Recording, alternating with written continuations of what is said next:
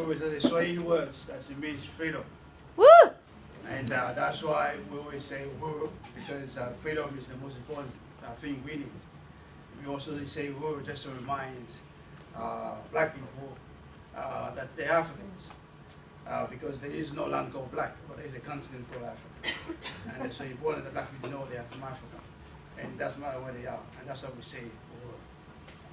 And first of all, I just want to say thank you to the organizers, to my brother Amaru, and all the members of the Nikantlana.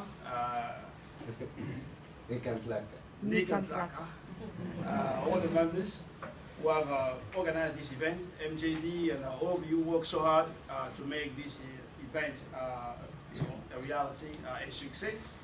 I want to say thank you to all of you. I also want to extend the solidarity of our chairman, Omari Stella, to the Chargé d'Affaires of the Venezuela Embassy, because we believe Venezuela has played and is playing an important part in world history.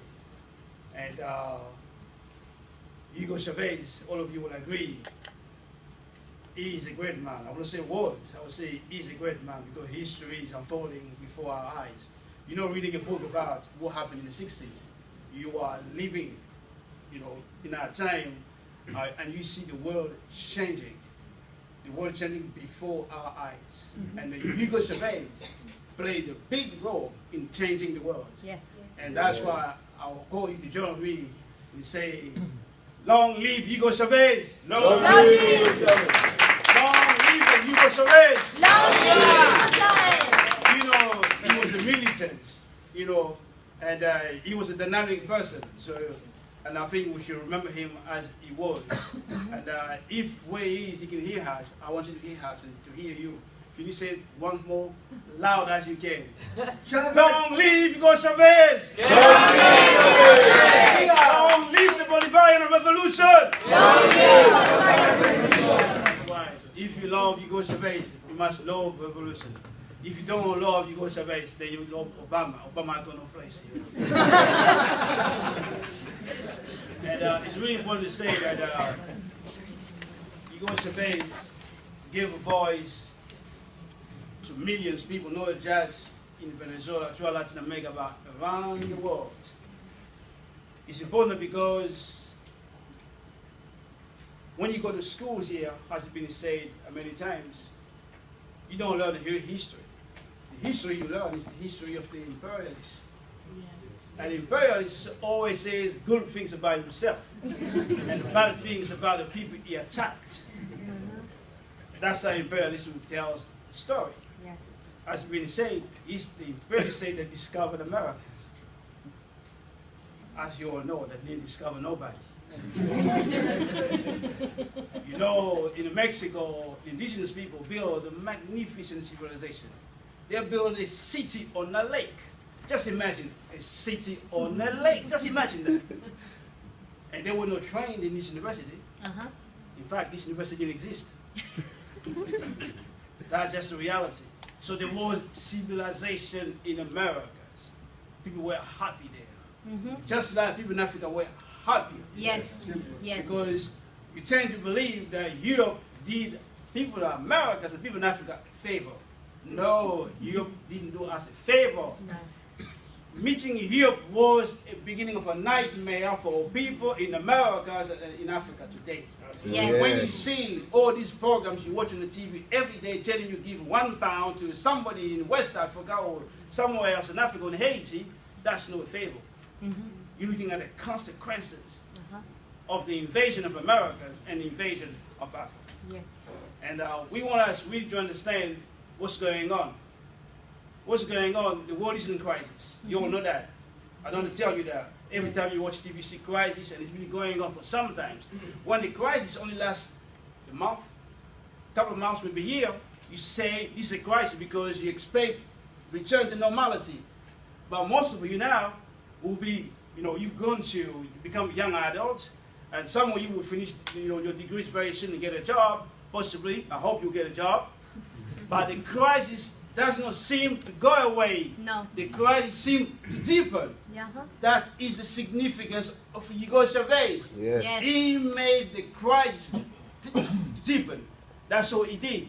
Why did the crisis deepen? Because Hugo Chavez's job was what? It was to get back what belongs to the people of Latin America. Yes. Remember when we say, remember when you watch TV, they tell you all those things, the world market, things like that. Wealth are not created by the banks. No. Wealth are produced by workers, by laborers. Wealth comes from the land, the peasant, sitting in the land.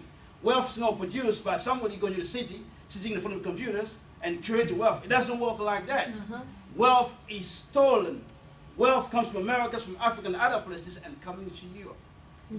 And then Hugo Chavez says, no, our wealth must stay here so we can feed our own people. Yes. That's what Chavez is about.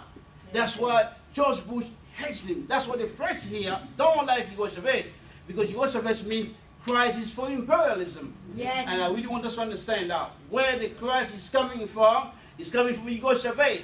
Why David Cameron, Obama, Bush, all these presidents are printing more money, and you know money doesn't create wealth. You can print as much money you like, it will not make you a wealthy person. Yes. That's what England is doing with quantitative easing. That's what George Bush was doing. That's what Obama also is doing. Why they're doing it?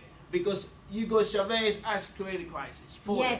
Which means the wealth of Venezuela is not going to the coffers of the United States or to the coffers of Britain and Spain as it used to. Not just Hugo Chavez. Now Hugo Chavez inspired everybody else. Bolivia also said, we want our wealth back. Iran said, we want our wealth back. China has done that a long time ago. China said, China belongs to Chinese. We're going to get China back. And China has done that. Today you can see China is a problem because it has to become a world power. What I'm trying to say, China owns the United States. What I'm trying to say basically is Hugo Chavez is a part of a trajectory that is shaping the world, that's changing the world, that's creating crisis right here in London, France, and other places. I really want us to understand that.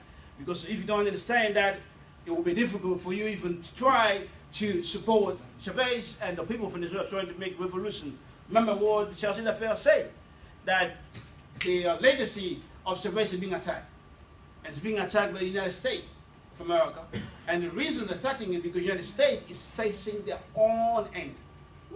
They're facing their own end. So the only thing they can do is prevent this shift in the power, in the balance of power.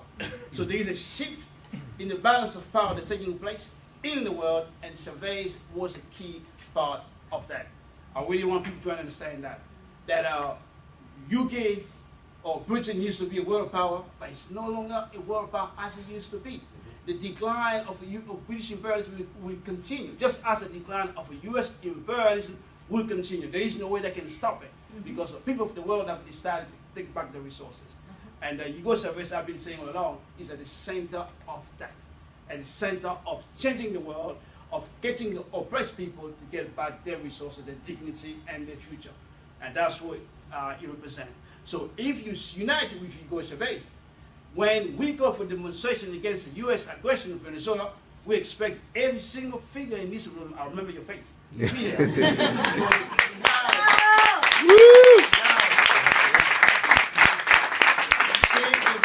Say we must be together in the victory as well as in the defeat, which means that you don't just support Hugo Chavez because you're in the room, but also must support the revolution as it's being attacked. Because make no mistake, the US government, the United States imperialism is the most dangerous imperialism that has worked on the planet Earth. Yes. There is no more dangerous imperialism in the US government. They have over 700 military bases in the world. Yes. Over 700 military bases in the world. What for? To prevent the people of the world from taking back their dignity, their resources, and their future. Yes. And Obama is the president of that. I know many of you may have celebrated when Obama came to power. We didn't, because we knew what imperialism was doing. Imperialism was doing just one thing, getting the face of the oppressed. Put them in power. So all the people in the world could be confused because they used to see the face of the oppressor being white, George Bush. Now the face of the oppressor is black. That's the strategy they came with to confuse all of us. And Obama is more aggressive than George Bush. Which shows you how desperate the United States is. Yeah. Because if they can put a face of the slave in the White House, it's telling you they are in a very serious situation. Woo! Woo!